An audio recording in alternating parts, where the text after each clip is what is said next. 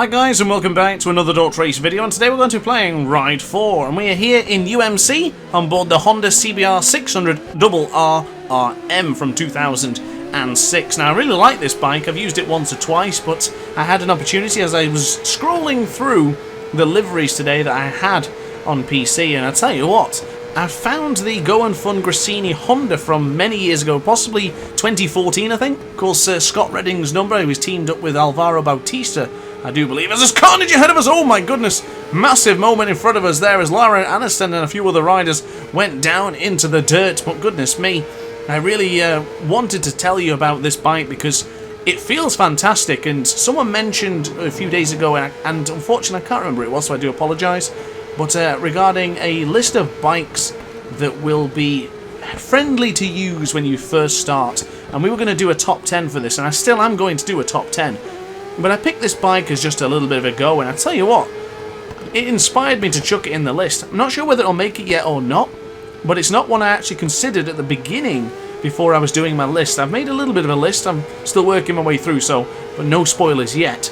But I seen this one, and I gave it a chance in today's video, of course, and I really like it. I like the feeling of it, and I think my top 10 lists are going to be rather difficult because there's so many fantastic bikes within Ride 4 that we are going to spend a lot of time just testing and riding bikes, because of course even before the update I might have played them to death and found them to be really hard or really easy. Like for one example, the Yamaha R6 that was in my top 10 favourite bikes was absolutely epic, but somewhat a little bit difficult to ride in the beginning base build of Ride 4. And what I mean by that is, of course, as the update came out, oh goodness me, as Christian Barrios has made absolute massive contact as he tried to dive over the inside of the British rider.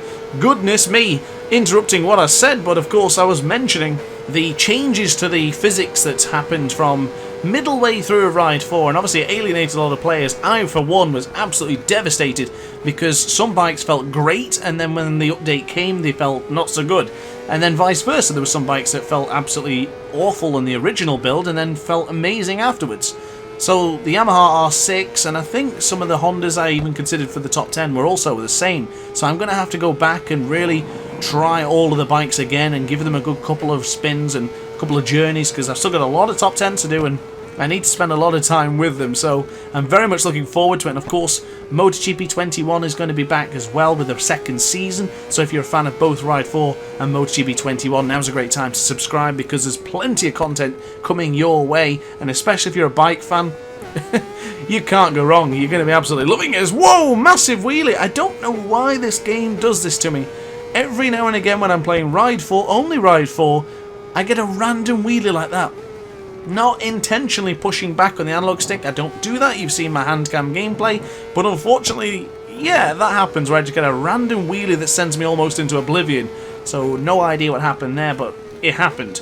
So now going into the 12 turn, for turn 12, we are pretty much a whole head and shoulders above the rest of the competition, so it could be another one where I'm going to talk about everything and nothing, and not so much about the Grand Prix. But one thing I did do in this video, because I've been asked this question a while in the past, and I don't know how to explain it well, so I'm going to have to sit down and have to maybe jot some things down, maybe write a script, but for the time being, I get asked how to sustain tyre life within Ride 4 and MotoGP 21. Now in MotoGP 21 I don't do a great job of keeping hold of the tyres unless it's a medium or a hard option. The soft tyres for me just disappear.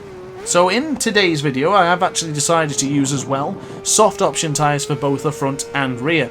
And a track such as UMC, which gets blistering hot, probably won't have the same effect here because of course it is at night time, but at the same time it still stands because there is some heavy braking markers here in UMC, and a bike like the Honda CBR 600 RR handles it in its stride. It really takes advantage of it with absolute ease.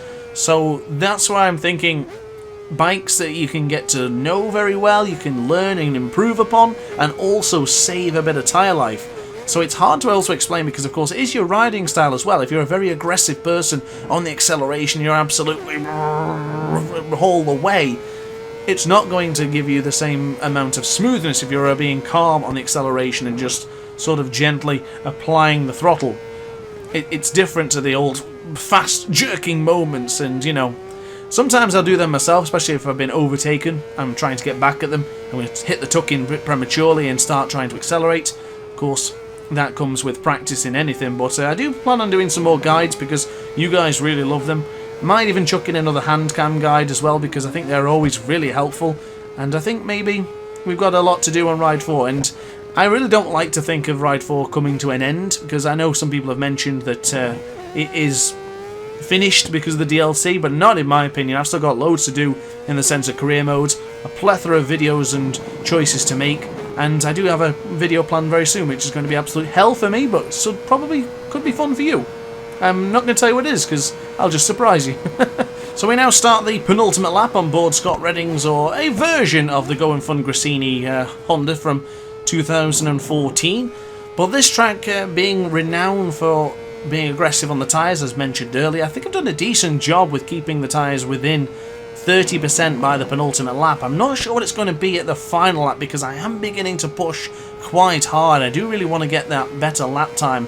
It's been a while since I did a DrAce time trial challenge, so I'm thinking get back into the groove by really chucking in, because even yesterday's video in Donington Park with Niall Mackenzie's Yamaha FZR 750-0W01RM from 1989, that's the full name, was another sort of this one where I'm going to just go into the rhythm, get into the groove, and just accelerate and give it everything you've got. And I like doing videos like that every now and again. I like to try and keep it entertaining in the sense of keeping the AI roughly around me and then pounce at the last second, but I don't really need to because MotoGP 21 videos are absolutely wild. I've recorded a couple already, and let me tell you guys, you're going to have a blast. You really are.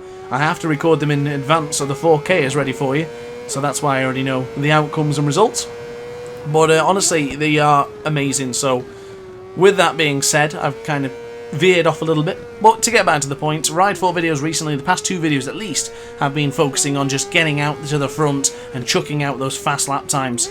Something that I think is really, really underappreciated in a gamer's career, in a gamer's life, is that going from a bike game to another bike game to another bike game, or even the same for car games for example, can really affect your feeling when you move back to another game. So for example, I play a lot of MotoGP 21 to keep ready and focused for the career mode to make sure the races are as most entertaining as possible. When I jump onto Ride 4 I do feel a bit sluggish, and when I try and get back onto GP bikes I feel incredibly sluggish, and I was trying to learn a new bike on GP bikes a few days ago, but I've had to give it up for a little while just so I can focus on MotoGP 21 at the minute. I'll be back on it next week more than likely, but just for this weekend I didn't tend to play it so much. But honestly, Ride 4, going back to what I said earlier regarding it being finished, not a chance. I'm still loving it. I hope you guys are too. Let me know in the comment section down below, actually, if you are still playing Ride 4 as much as I am. I know the Discord server that I host is absolutely filled with Ride 4 content. The players are still attending the weekly challenges, creating their own challenges. So if you are interested in joining the Discord server, you can chat to me personally in there and many other aces as well. Link is in the description down below. If there's any issues with that link, let me know in the comment section and I'll get back to you very, very pronto. But I would highly recommend you join there, especially if you're a bike fan. We've been discussing a lot about MotoGP, the Darren Binder incident just a few days ago, of course, and Marc Marquez's future, and of course the lack of Valentino Rossi from now on in MotoGP as we slide the rear going into the clubhouse corner. Oh, how did you like that? A little bit of a wheelie as well for your troubles as we go into the wind-up. And now for the final left-hander for UMC. This has been the shorter version, not the entire full circuit, which I think is absolutely awesome. It's been the shorter one. And there is a big wheelie for the fans, for the aces, for the subscribers. Thanks as always for watching, guys. I really hope you've enjoyed this video. I'll leave you with the timing sheet, but upon that note, guys, I will leave you there. So thank you very much for watching the video. It's been a pleasure. Like, comment, and subscribe if you enjoyed. Hit the notification bell to be alerted to every single DrAce upload and live stream, and I will see you in the next video. Thanks for watching, guys, and ciao for now. Oh, hi. Didn't quite see you there. Good to see you're still here. If this video didn't quite set your appetite, then why not watch some more DrAce content by clicking the video shown on screen now. Furthermore, if you would like to follow me on social media, you can do so now with the links down in the description. Consider subscribing so you don't miss a single DrAce video.